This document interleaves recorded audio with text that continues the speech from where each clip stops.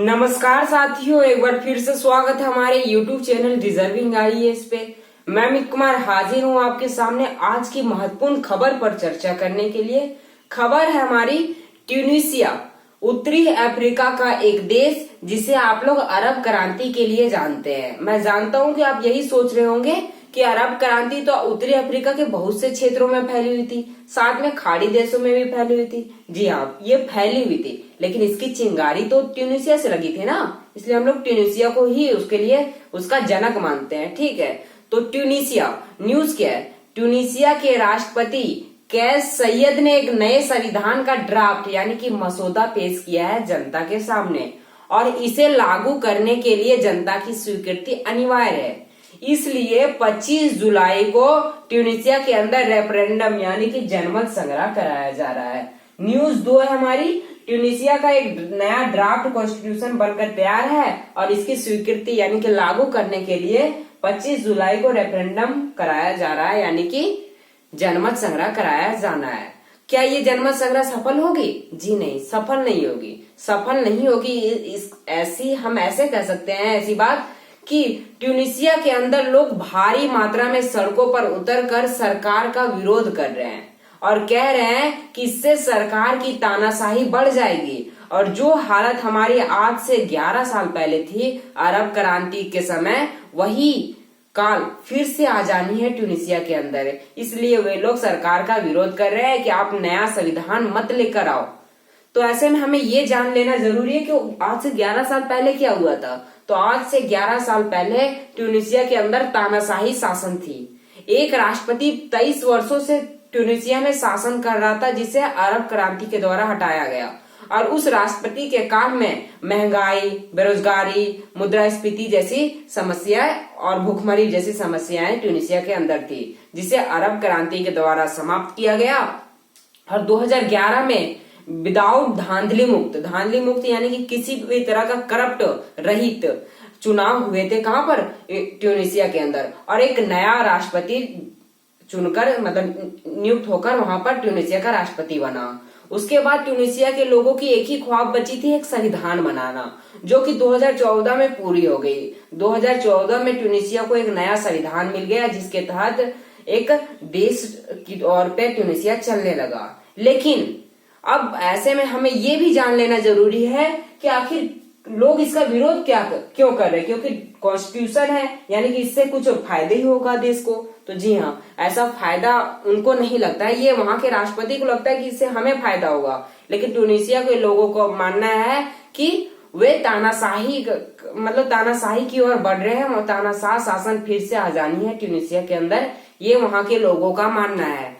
मैं आपको बता दूं कि ट्यूनीशिया में दिसंबर के महीने में राष्ट्रपति चुनाव होना है, और उससे पहले अगर ये नया संविधान लागू हो जाता है ट्यूनीशिया के अंदर, तो ट्यूनीशिया के राष्ट्रपति को असीमित शक्तियां यानी कि इनडेफिनेट पावर्स आ जानी है वहां के राष्ट्रपति कैस सैयद के पास।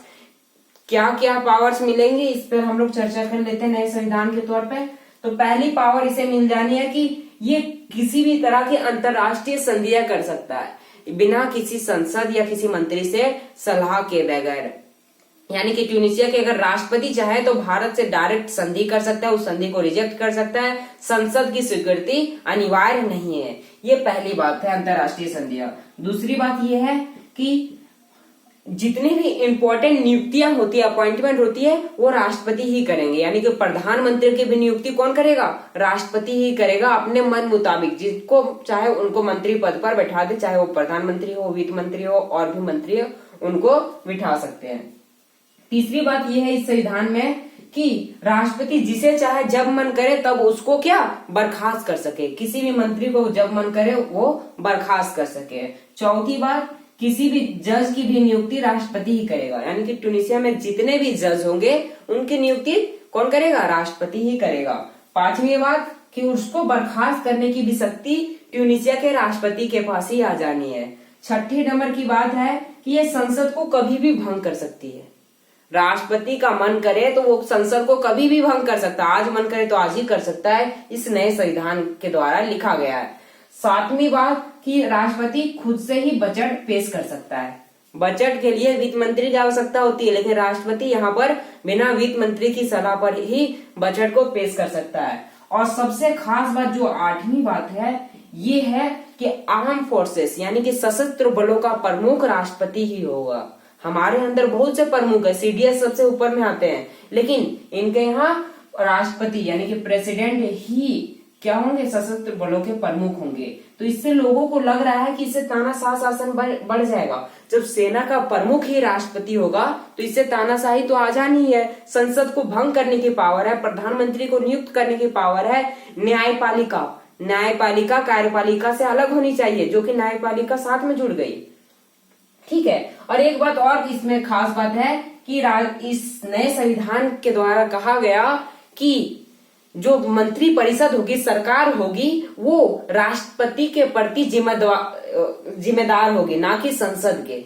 यानी कि जो सरकार होगी वो राष्ट्रपति के प्रति उत्तरदायी होगी, ना कि वहां की संसद की। यानी कि आप ऐसे समझिए कि संसदीय प्रणाली, पार्लियामेंट्री सिस्टम को पूरी तरह से हटा दिया जा रहा है नए संविधान के द्वारा।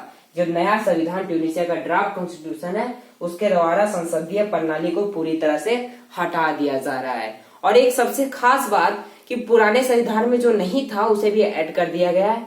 पुराने संविधान में ये नहीं कहा गया था कि कोई राष्ट्र का धर्म होगा, लेकिन नए संविधान जो कि अभी लागू नहीं हुआ है, बस ड्राफ्ट तैयार हुआ है, उसके द्वारा कहा गया है कि राज्य का कोई धर्म नहीं होगा, स्टेट का कोई धर्म नहीं होगा, लेकिन राष्ट्र यानी कि नेशन का धर्म इस्लाम होगा।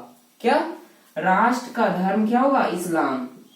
और भाषा क्या रखी गई? अरेबिक, जो कि पिछले संविधान में नहीं थी। पिछले संविधान में कुछ भी नहीं कहा गया था, लेकिन इसमें कहा राज्य का भाषा नहीं होगा, लेकिन राष्ट्र का भाषा अरेबिक होगा और धर्म इस्लाम होगा। ये नए संविधान के द्वारा कहा गया।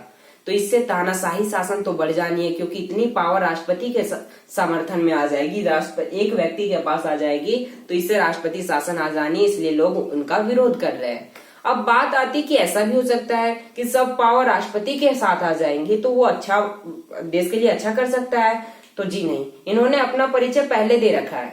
परिचय इस प्रकार की इन्होंने अपनी तानाशाही का परिचय पिछले वर्ष से ही दे रखा है। क्या करके?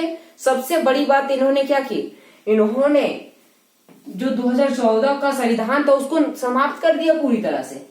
2014 में जो ट्यूनीशिया का संविधान बना था उसे समाप्त कर दिया वहां के राष्ट्रपति ने। इससे समाप्त क्यों किया? अपनी शक्तियों को बढ़ाने के लिए। साथ में इन्होंने और क्या किया पिछले वर्ष?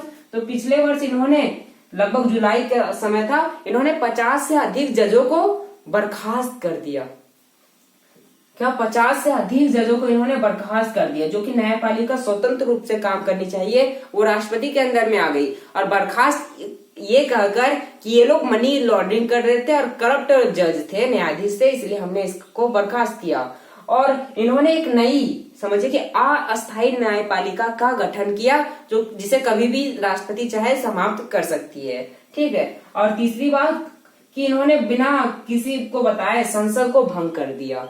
ये अपनी शक्तियों को बढ़ाने के लिए इन्होंने ऐसा किया। इन्होंने अपनी तानाशाही का परिचय पिछले वर्ष ही दे रखा है, तो जनता को लग रहा है कि नया संविधान आ जाएगा तो फिर राष्ट्रपति की शक्तियां और बढ़ जाएगी तो राष्ट्रपति किसी की सुनेगा नहीं, यानी कि फिर से तानाशाही आ जाएगी, जिसे हमने 23 वर्षों से जो शासन कर रहा था जो राष्ट्रपति ट्यूनीशिया के अंदर आज से 11 साल पहले, वही उसी प्रकार यहाँ भी हो जानी है। लेकिन ऐसा नहीं है, क्योंकि इस नए संविधान के द्वारा कहा गया कि कोई भी राष्ट्रपति मात्र 2 ही बार 55 साल के लिए राष्ट्रपति बन सकता है, यानी कि 10 सालों के लिए ही राष्ट्रपति रहेगा ट्यूनीशिया के अंदर।